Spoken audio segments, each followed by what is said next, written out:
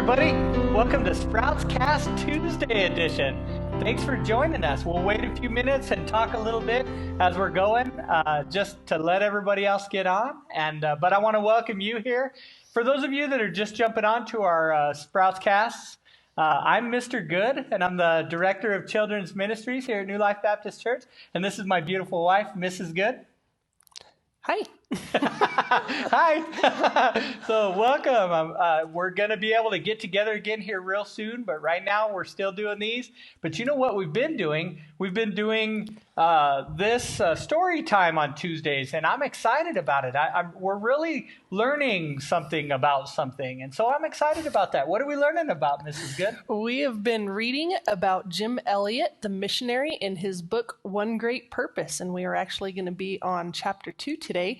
But Jim Elliott went over to a country, and I'm wondering if the youngsters that were with us last week remember what country Jim Elliott went to. So Jim Elliott was a missionary, and he went somewhere specific. Do you remember from last week where Jim Elliott went? Yes. That's the first question. So post it in the comments. Let's see who can answer the first question first. And that said, make sure you're posting in the comment that you're here with us. So post in the comments that you're with us and that you're watching and be a part of it. And we'll be able to know that you're there. And yeah, so that's exciting that you're here.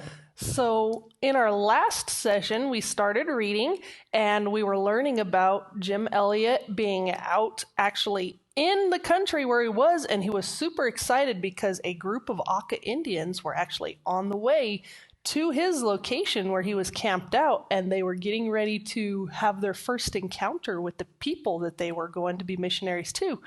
But before anything happened, he started remembering how he had actually gotten to where he was, and we started learning a little bit about his childhood. And during that, we learned that him and his brother liked to go and scrounge around in the dump and find hidden treasures. And one of the things that they found was a set of taxidermy tools. And so I am also wondering, here's question number 2, if any of the kids that were with us last time remember what Jim Elliott used for his first taxidermy experiment. What did he first stuff? That's the question. So question number 2 is, he found some taxidermy tools. What was his first product that he produced with those taxidermy tools? So go ahead and post that in the comments. And hopefully now we've got several people joining in with us, getting ready, and we are going to go ahead and start our second part of our book. We're going to pick up where we left off in chapter 2, our book about Jim Elliott, One Great Purpose. So we left off, I'll read the last paragraph that we finished, and then I will continue on. We're in chapter 2. Finally, as San Pedro faded from view, Jim placed his camera carefully back into the leather case that hung around his neck. He glanced at his friend and missionary companion, Pete Fleming. "Well, we're on our way," he said enthusiastically. Pete adjusted his glasses and grinned. "Yeah, we're on our way, partner." Jim liked the word partner. Finding a partner to go with him to Ecuador had been hard. He'd thought he'd found the right partner twice before, but both times the arrangement had fallen through. First, there had been Bill Cathers, whom Jim first met at Wheaton College. Jim and Bill had renewed their friendship at Wycliffe Bible Translators Camp and had attended Oklahoma during the summer of 1950. It was at this camp that Jim had made his final decision to go to Ecuador and had invited Bill Cathers to join him. Bill had agreed, and the two of them had stayed in Oklahoma for several weeks after the camp was over to see how they would work together as a team. Jim and Bill led Bible studies in a small Plymouth Brethren church in Oklahoma City. To pay their expenses, they did odd jobs such as painting houses, fixing fences. Jim and Bill worked well together, and by the end of 6 weeks, they were ready to go home, raise the money needed for support on the mission field, and say goodbye to their families and friends. All along, Jim had been hoping and praying that he and 2 other men would go to Ecuador together as missionaries. Just as he was about to leave Oklahoma City for Portland, it seemed as though his prayers had been answered. Ed McCauley, another friend from Wheaton College, wrote to Jim to tell him that he'd quit law school and was ready to become a missionary. Jim could hardly believe how well things were falling into place. On his way back to Portland, he stopped off in Milwaukee to visit Ed McCauley. Meeting Ed again after a year, Jim was once more struck by his friend's wonderful speaking ability. It was no accident that Ed had won a National Oratory Award, and while Jim knew that Ed would have made a great lawyer, he was even more excited about what a great missionary his friend would be. Within weeks of getting back to Portland, however, Jim's plans began to fall apart. And I lost my place. Let me find it again. Bill Cathers wrote him saying that he and his girlfriend had decided to get married, and although he still felt he'd be going to Ecuador as a missionary, he wasn't sure a wife would fit into such a primitive setting as living among the Quechua Indians. As a result, he didn't think he should go with Jim.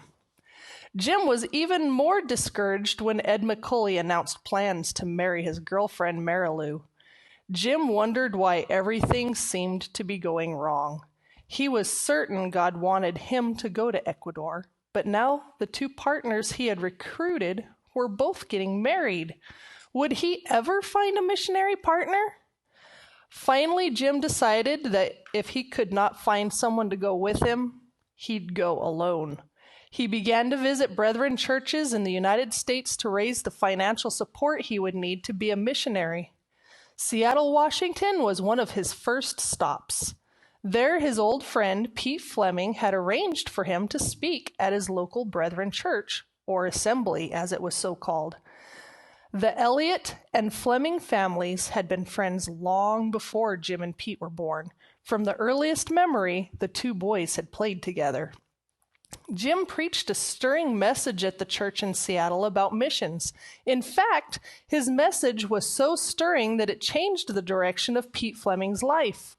Until that night, Pete had been planning to go to seminary and then marry his girlfriend, Olive. But as he listened to his old friend speak, he became convinced he should go with Jim to Ecuador. Finally, once he'd given up looking, Jim had the missionary partner he had been praying for. Together, he and Pete set off across the United States.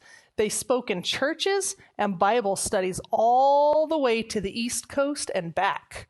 As they traveled, they became convinced that God wanted to send them out as partners, just as Jesus had sent the disciples out 2 by 2. And now, here they were, together, aboard ship en route to Ecuador. As the Santa Juana turned south and steamed full speed ahead parallel to the coastline, Jim and Pete made their way down to the cabin they were sharing. Jim arranged some items on the shelf beside his bunk. A photo of his family taken at his brother Bob's wedding. Another of his friend Betty, his Bible, and the small black leather-bound notebook he carried with him everywhere since college. He hardly had to open the notebook. He had read it, preached from it, and quoted from it so many times that he knew its contents by heart. He had begun the notebook when he was a freshman at Wheaton College. In its pages, he had recorded interesting and challenging facts about the mission field.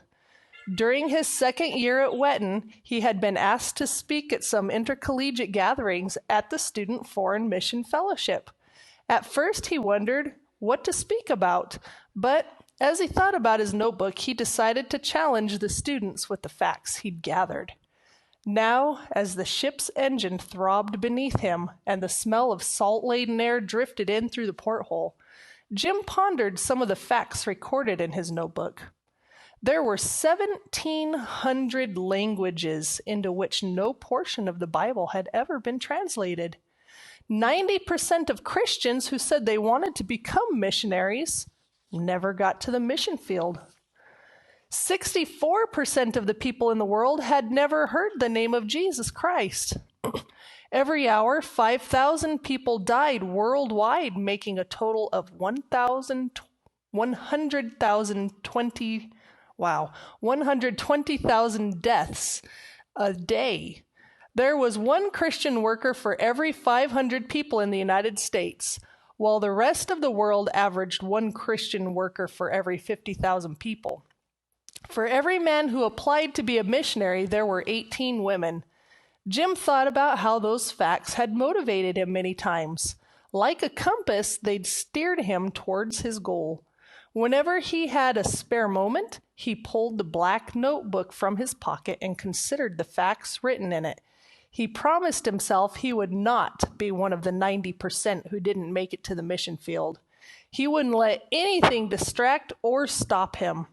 He also thought about the 120,000 people who died every day. If 64% of them had never heard of Jesus Christ, that meant that at least 76,800 people died every day without knowing the way to heaven. When he preached about these facts, Jim always emphasized the need for Christian workers to leave the United States. He told people that since there was one Christian worker for every 500 people in the United States and only one for every 50,000 people in the rest of the world, the United States had 100 times more Christian workers. Not only that, the United States also had Christian radio shows, books, and records. Jim pointed out how unfair it was for one country to have so many Christian resources when so many other countries had so few. Jim had always tried his hardest to convince his fellow students and others of the need for missionaries to serve overseas. In the process, he had thoroughly convinced himself that he also had to go. Now, as he drifted off to sleep, rocking gently by the Pacific Ocean, Jim knew he was one of the 10% who followed through on what they said. He was finally on his way to become a missionary. The next morning, Jim bounded up the steps 2 at a time to the aft deck. On his way to the officers' dining room for breakfast, he stopped and peered over the side of the ship.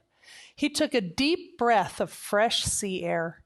The wind kicked up small white caps on the crests of the waves, and Jim watched as they crashed into each other and showered salty froth into the air. He couldn't have been happier. He dreamed of sailing since he had been in grade school and of going to South America since college. Now he could hardly believe he was on a ship bound for Guayaquil, Ecuador. "Come on, dreamer, it's breakfast time," said Pete Fleming, his voice breaking the ocean spell over Jim. "It's so easy to forget time out here," replied Jim as he turned to follow Pete to the dining room. Jim and Pete ate at the captain's table, along with the ship's officers and the other 7 passengers on board. Over a plate of bacon and eggs, Jim, the captain, struck up a conversation. When the captain learned how interested both Jim and Pete were in the ship, he gave them his permission to explore anywhere they liked. But since the vessel was a cargo ship, he warned them to watch out for the derrick booms and winches used to load cargo and move it around in the ship's hold. This equipment could crush a man in a second.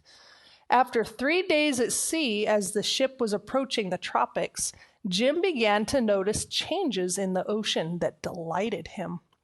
He chuckled as he watched huge sea turtles lumber past, some of them serving as a mini island for the seagulls perched on their backs.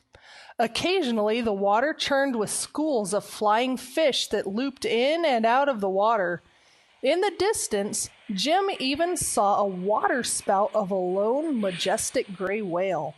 With a click of his camera, he captured the image. During the voyage, Jim spent as much time as possible speaking Spanish. Most of the crew were from South America, and they were only too eager to laugh at Jim as he attempted to communicate with them. Still, they were patient, and Jim learned a lot from them. The only other exposure he'd had to Spanish was during the 6 weeks he'd spent in Mexico at the end of his second year of college.